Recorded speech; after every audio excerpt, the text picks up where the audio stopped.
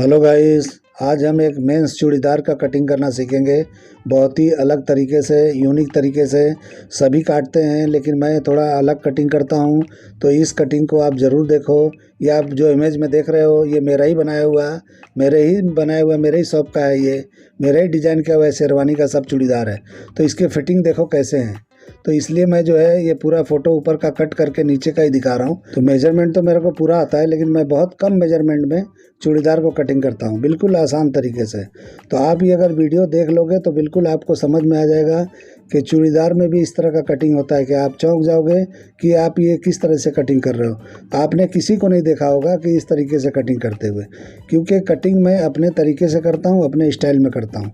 तो सारे आपने मेरे वीडियो देखे होंगे, मैं अपने अंदाज में ही करता हूँ। तो मेरा ये वीडियो देखिए और इन्जॉय करिए और उस पर सीखिए। और चलिए वीडियो शुरू करते हैं।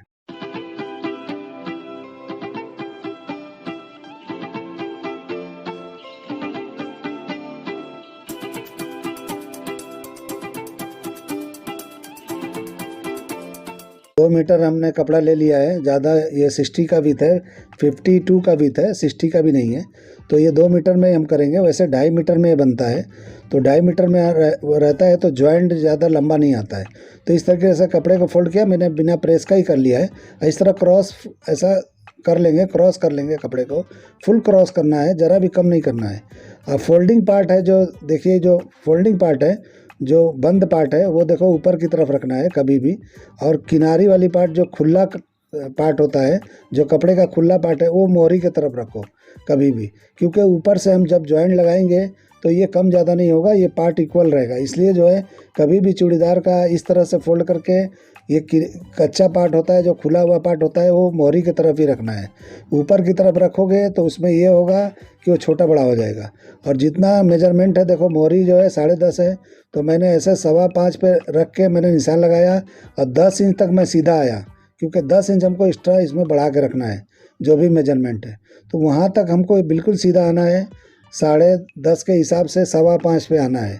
और उसके बाद में हम यहाँ पे 1 इंच का, 1.25 इंच का, 1.5 इंच का जो भी हमको पट्टी लगाना है, हमको अलग से लगाना है, उतना माइनस करके हम निशान लगा लेंगे। और देखिए कितना लंबा जॉइंट आ रहा है, क्योंकि ये थोड़ा कपड़ा कम है। कम इसलिए है कि अगर 2.5 मीटर में हम करते तो बिल्कुल ही जॉइंट नहीं आता। तो इस तरीके से सीधा एक लाइन लेके नीचे की तरफ झुकाना है, 1.25 इंच के करीब, और 1 इंच 1.25 इंच के करीब ऊपर की तरफ उठा देना है। टोटल 2 इंच का आप गैप रख सकते हो। और देखिए जितना भी हिप है, हिप के हिसाब से 43 हिप है, तो आपको आधा इंच बढ़ा के लगाना है, क्योंकि ज़्यादा बढ़ा के कुछ मतलब नहीं है। आधा इंच में ही 2 इंच हो जाएगा। उसके बाद हम हिप का भी थोड़ा बढ़ा के लेंगे, और नहीं भी बढ़ाओगे तो भी चलेगा। ये क्रॉस पार्ट होता है, बिल्कुल फिटिंग आता है। तो उस हिसाब से एक सीधा निशान लगा लेंगे। और क्रोच एरिया, जो फॉक लाइन बोलते हैं, उसका हमको निशान लगाना है। तो मेजरमेंट के हिसाब से हम चलेंगे, क्योंकि मेजरमेंट के हिसाब से ही काम करते हैं। अंदाजे से कोई काम नहीं होता है, अंदाजे से मैं काम नहीं करता हूँ। अंदाज़ा है जहाँ पे मुझे आता है कि मेजरमेंट नहीं है, वहाँ मैं आइडिया लगाता हूँ, लेकिन है तो मैं उसी को फॉलो करूँगा। तो इस तरीके से नाप के देखेंगे। इस तरह आगे मैं 2.5 इंच के करीब बढ़ा के देखा बैक को बराबर है कि नहीं है, तो हमारा बराबर आ गया। तो 3 इंच का बेल्ट का मैंने निकाला, 27 ये आया। उसके बाद मैंने लगा दिया। और यहाँ देखो मैंने कोई नाप नहीं लिया, और डायरेक्ट जो है मैं देखो थाई वगैरह कोई भी नाप नहीं लिया हूँ, और यहीं से मैं ऐसा शेप घुमा दिया। तो शेप का नाप मेरे को बहुत थोड़ी थोड़ी दूर का नाप आता है मेरे को बाहर से जब आता है, लेकिन मैं फिर भी मैं नापता नहीं हूँ, ऐसे ही कटिंग करता हूँ।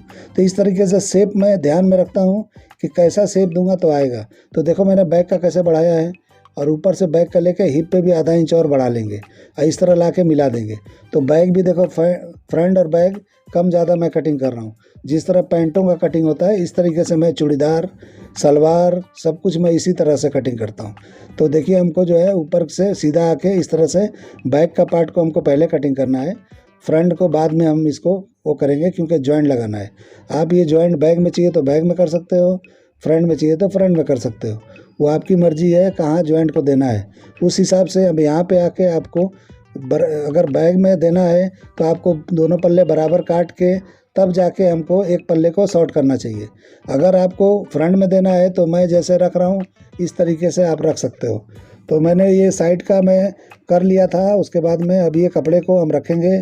कपड़े का तार देखेंगे कि आड़े में हमारा जॉइंट आया है जॉइंट जहाँ जो देना है आड़े कपड़े में देना है, तो ये भी हम आड़े कपड़े में ही रखेंगे, क्योंकि लाइन तार या डिज़ाइन मिलना चाहिए। यहाँ पे कुछ भी मिसिंग नहीं होना चाहिए कि वहाँ पे आड़ा है तो आप यहाँ पे खड़ा लगा। तो जो कपड़ा है वो उसको ऐसे रख के फोल्ड करके निशान हम लगा लेंगे जितना पे हमको कटिंग करना है। तो फ्रंट के हिसाब से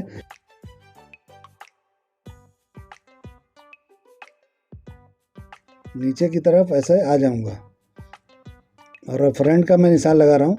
तो फ्रंट का ऐसे निशान लगा के फिर हमको एक पल्ला ऊपर का जो है ऐसा थोड़ा सा बराबर कटिंग कर लेना है, पहले बैक का एक बराबर हो जाए, उसके बाद हम फ्रंट को इसको हटा के और फ्रंट को कटिंग करेंगे।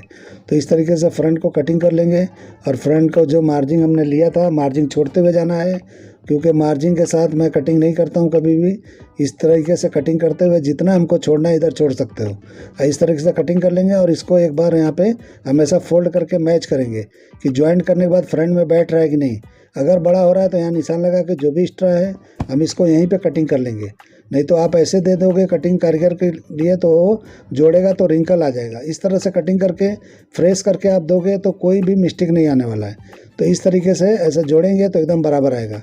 तो और चूड़ीदार जो है एकदम परफेक्ट बैठेगा। तो इस तरीके से निशान लगा दो, मार्क व्हील से लगा दो या ऐसे चौक से लगा दो, दो पल्लों में आगे लगा दो पीछे छोड़ दो, ऐसे बराबर करते हुए चले जाएंगे। तो इस तरीके से चूड़ीदार जो है बहुत ही आसानी से कटता है। इस तरीके से आप कटिंग करो और करके देखो कितना बेहतरीन फिटिंग आता है। मैं फिटिंग वाला चूड़ीदार कटिंग करके दिखा दिया। आपको लूज रखना है तो इसमें लूज रख सकते हो, ऐसा नहीं है कि आप लूज नहीं रख सकते हो, लूज रख सकते हो, हिप पे भी रख सकते हो, थाई पे भी रख सकते हो, जहाँ भी रखना है रख सकते हो, लेकिन ये बिल्कुल फिटिंग आता है। अब मैं मेजर करके आपको दिखाता हूँ। इस स्टाइल से आप जो है लेडीज़ भी इसी तरीके से आप कटिंग करो, लेडीज़ चूड़ीदार भी, क्योंकि लेडीज़ और जेंट्स में कुछ फ़र्क नहीं होता है। बस एक है कि ये लेडीज़ है और जेंट्स है, सिर्फ नाम का फ़र्क है, बाकी कुछ नहीं है।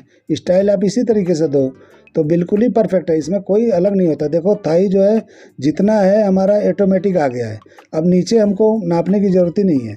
जब थाई आ गया, मोहरी हो गया तो बीच में आ ही जाएगा, और लूज टाइट का प्रॉब्लम होगा ही नहीं।